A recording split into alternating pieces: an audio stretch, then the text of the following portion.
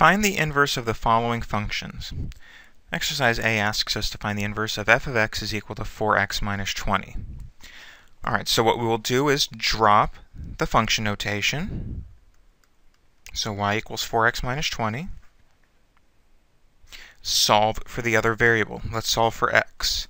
Adding 20, y plus 20 is equal to 4x.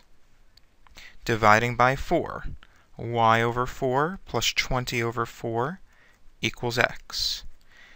And y over 4, we usually want to write that as 1/4 y. So 1/4 y plus 5 equals x. Now, when we are just working with functions in no context, what we usually do at this point is we invert the variables. So we've solved for the x, and now we invert the variables. And we'll write the inverse as 1/4 x plus 5 equals y. Now this is the inverse function, and what we would write now is this notation. F inverse of x is equal to 1/4 x plus 5. Let's see another example. F of x is equal to 1/5 x plus 7. Again, let's drop the function notation. Y equals 1/5 x plus 7.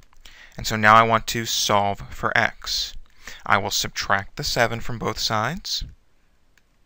So y minus 7 is equal to 1/5 x. I want to isolate the x, so to get rid of that 1/5, I will multiply both sides by 5 and apply the distributive property on the left. I'd have 5y minus 35 is equal to x. So I've solved for the other variable. And now, again, like in the previous example, I will switch the places. I will invert the variables. So I'd have 5x minus 35 is y. And again, at this point, we would write f inverse of x is equal to 5x minus 35.